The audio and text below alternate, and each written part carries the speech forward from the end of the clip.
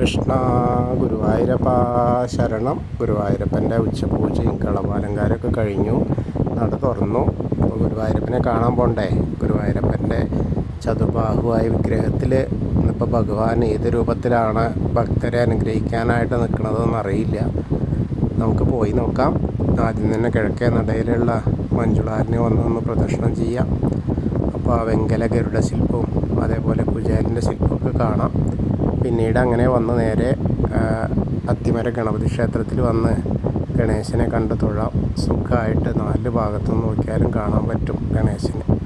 അങ്ങനെ കണ്ട് തൊഴുത് നമ്മൾ ആ ഗോപുരവാതിൽ കിടന്ന് അകത്തേക്ക് വരികയാണ്. അകത്തേക്ക് വരുമ്പോൾ കൊടിമരവും അതേപോലെ വലിയ ബലിക്കല്ലും അതിന് മുകളിലേക്ക് നോക്കിയാൽ ഗജരാജൻ കേശവൻ്റെ 2 കൊമ്പുകൾ, നടുക്കുള്ള ലക്ഷ്മി ദേവിയൊക്കെ കണ്ട് തൊഴുത് നമ്മൾ വാതിൽപ്പടി കയറുകയാണ്. വാതിൽപ്പടി കയറുമ്പോൾ ഇടതുവശത്തെ മേൽപ്പത്തൂരിൻ്റെ പേടും അതേപോലെ ആ കിടാവിളക്കും കാണാം. വലതുവശത്തെ ആദ്യത്തെ തൂണും നോക്കി തൊഴുത് നമ്മൾ ഭഗവാന്റെ ശ്രീലകത്തേക്ക് നോക്കുകയാണ്. ശ്രീലകത്തേക്ക് ഇങ്ങനെ നോക്കുമ്പോൾ ആദ്യം തന്നെ ഉണ്ണിയുടെ കാൽപാദങ്ങൾ കാണാണ്ട്, കാൽത്തളകൾ കാണാണ്ട്, കാലിങ്ങനെ പിണച്ചു വെച്ചിട്ടുണ്ട്. അങ്ങനെ മുകളിലേക്ക് ഇങ്ങനെ നോക്കി വരുമ്പോൾ നല്ലൊരു പട്ട് കോണ കൊടുത്തിട്ടുണ്ട്. അതേപോലെ അരമണി കിങ്ങിണിയൊക്കെ ഇങ്ങനെ കിടക്കുന്നുണ്ട്, ഞാന്ന് കിടക്കുന്നുണ്ട് കിങ്ങിണി. പിന്നെ മുകളിലേക്ക് ഒരു വളയം പോലത്തെ മാലി, ഒരു പതക്കം പോലത്തെ മാലി, പിന്നെ ഒരു ഗോപീതിലകം വെച്ചിട്ടുണ്ട്. അതേപോലെ മുകളിലേക്ക് ഇങ്ങനെ മുഖത്തേക്ക് നോക്കിയാൽ തിരുനെറ്റിയിലൊരു ഗോപീതിലകം വെച്ചിട്ടുണ്ട്. പിന്നെ കൈവളകൾ കാണാണ്ട്, തോൾവളകൾ അണിഞ്ഞിട്ടുണ്ട്. 2 കൈ കൊണ്ടും പൊന്നോടക്കുഴൽ ഇങ്ങനെ ചുണ്ടോട് ചേർത്ത് വേണുഗാനം പൊഴിക്കുകയാണ്. ആ ഒരു കാഴ്ചയാണ്. പൊന്നിൻ്റെ കിരീടം ചാർത്തിയിട്ടുണ്ട്. അതിൻ്റെ മുകളിൽ 2 തിരുമുടിമാലകളുണ്ട്. അതേപോലെ കാതിൽ ചെവിപ്പൂക്കൾ വെച്ചിട്ടുണ്ട്.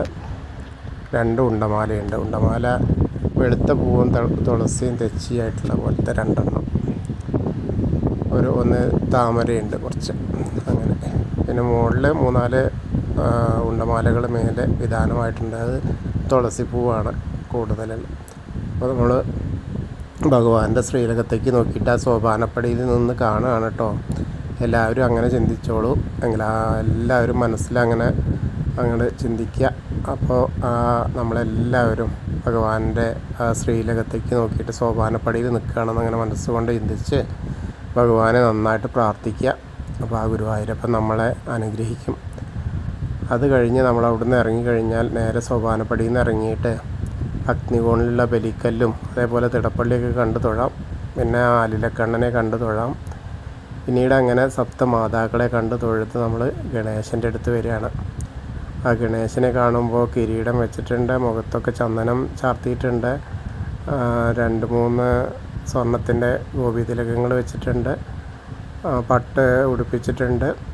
പിന്നെ ധാരാളം മാലകളുണ്ട്, കഴുത്തിലൊരു സ്വർണ്ണമാല ഉണ്ട്. ഗണേശനെ കണ്ട് പ്രാർത്ഥിക്കാം.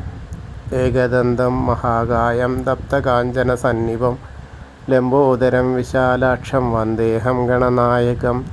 അത് കഴിഞ്ഞ് സരസ്വതിയിലേക്ക് നോക്കുക. സരസ്വതി ദേവിനെ കണ്ട് പ്രാർത്ഥിക്കുക. സരസ്വതി നമസ്തുഭ്യം വരദേ കാമരൂപിണി വിദ്യാരംഭം കരിഷ്യാമി സിദ്ധിർഭവതു മേ സദാ.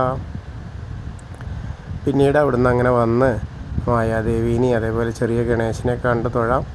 പിന്നെ മത്സ്യം, കൂർമ്മം, വരാഹം, നരസിംഹം വരെയുള്ള രൂപങ്ങളൊക്കെ കണ്ട് തൊഴുത് മേൽശാന്തിൽ അവിടുന്ന് അർച്ചന പ്രസാദവും വാങ്ങാം. അതിനുശേഷം വാമന രൂപവും ഗജേന്ദ്രമോക്ഷത്തിൻ്റെ രൂപമൊക്കെ കണ്ട് തൊഴുത് അനന്തപത്മനാഭസ്വാമീനെ കാണാനായിട്ട് പോയിരുന്നു. അപ്പോൾ അവിടെ നോക്കുമ്പോൾ അനന്തശായിയായ അനന്തപത്മനാഭനെ കണ്ട് തൊഴാം. നിറയെ മാലകൾ ചാർത്തിയിട്ടുണ്ട്, താമര മുട്ടുകൾ ഇങ്ങനെ വെച്ചിട്ടുണ്ട് താമരപ്പൂവായിട്ട്. അത് കഴിഞ്ഞ് ഗരുഡാരൂഢനായിരിക്കുന്ന മഹാവിഷ്ണുവിനെയും കണ്ട് നമ്മൾ വീണ്ടും ഭഗവാന്റെ ശ്രീകോവിലിൻ്റെ പുറകുവശത്ത് വന്ന് സാഷ്ടാംഗം നമസ്കരിക്കുക. നമസ്കാരമൊക്കെ കഴിഞ്ഞ് മുകളിലേക്ക് നോക്കിയാൽ നരസിംഹസ്വാമിയെ കണ്ടു തൊഴാം. പിന്നീട് ബാക്കിയുള്ള ദശാവതാര വിഗ്രഹങ്ങൾ ശ്രീരാമചന്ദ്രനും ബലരാമനും ഭാർഗവരാമനെയൊക്കെ കണ്ട് തൊഴുത് ശ്രീകൃഷ്ണനെ കണ്ടു തൊഴാം. ശ്രീകൃഷ്ണൻ്റെ അവിടെ 2 മാലകൾ ചാർത്തിയിട്ടുണ്ട്, തുളസിമാല. പിന്നെ അങ്ങനെ മുരുകനെ കണ്ടു തൊഴാം. പിന്നെ ഹനുമാൻ സ്വാമിയുടെ അടുത്ത് വരിക. ഇന്ന് മാലകളൊന്നും കാണില്ല, ഇന്ന് കുറച്ച് കുങ്കുമം മാത്രമേ ഉള്ളൂ. ഹനുമാൻ സ്വാമിയെ കണ്ട് പ്രാർത്ഥിക്കുക കേട്ടോ. ത്വമസ്മിൻ കാര്യനിര്യാഗേ പ്രമാണം ഹരിസത്തമ ഹനുമാൻ യജ്ഞമാസ്തായ ദുഃഖക്ഷയകരോഭവ മനോജവം മാരുതതുല്യവേഗം ജിതേന്ദ്രിയം ബുദ്ധിമതാം വരിഷ്ഠം വാദാത്മജം വാനരയൂതമുഖ്യം ശ്രീരാമദൂതം ശിരസാ നമാമി. ബുദ്ധിർബലം യശോധൈര്യം നിർഭയത്വം അരോഗത അജാഡ്യം വാക്പടുത്തം ഹനുമസ്മരണാത് ഭവേത്. ഓം നമോ ഭഗവതേ ആഞ്ജനേയായ മഹാബലായ സ്വാഹ.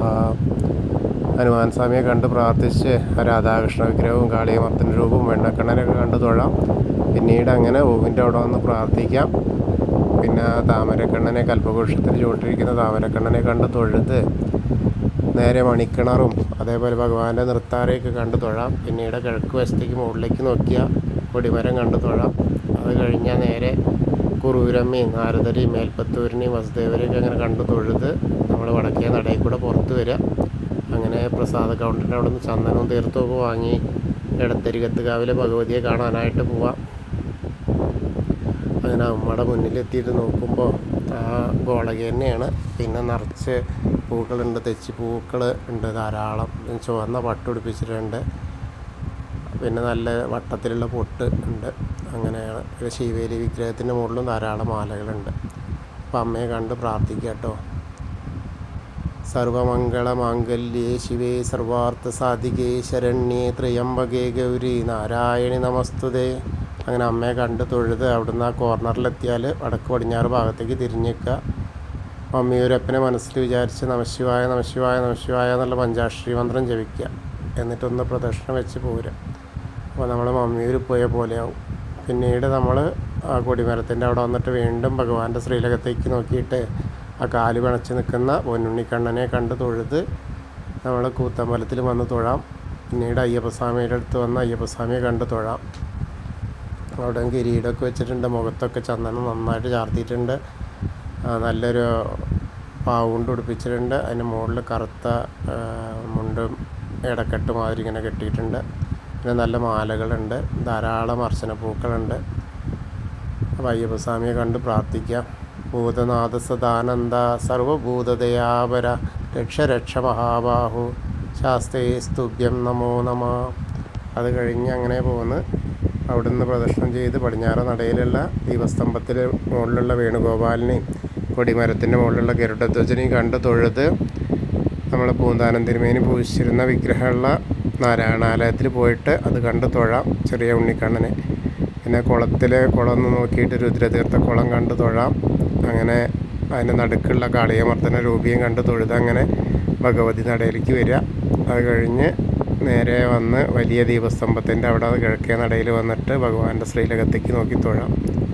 പിന്നീട് തെക്കേ നടയിലേക്ക് വന്ന് കൂവളത്തെ ഒന്ന് പ്രദക്ഷിണം ചെയ്യാം. പ്രദക്ഷിണം ചെയ്യുമ്പോൾ മഹാദേവനും പാർവതീദേവിനും മനസ്സിൽ വിചാരിക്കുക. അപ്പോൾ അവരുടെ അനുഗ്രഹം നമ്മളോട് എത്തും. അപ്പോൾ നമ്മൾ ഇന്നത്തെയും ഗുരുവായൂരപ്പൻ്റെ ഉച്ചപൂജയും കളഭാലങ്കാരമൊക്കെ കണ്ടു തൊഴുതു. എല്ലാവർക്കും ആ ഗുരുവായൂരപ്പൻ്റെ അനുഗ്രഹം ലഭിക്കും. കൃഷ്ണായ വാസുദേവായ ഹരയേ പരമാത്മനെ പ്രണതക്ലേശനാശായ ഗോവിന്ദായ നമോ നമ. ഹരേ കൃഷ്ണ. ഗുരുവായൂരപ്പ ശരണം.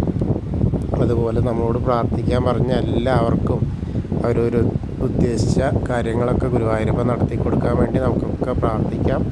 ഹരേ കൃഷ്ണ.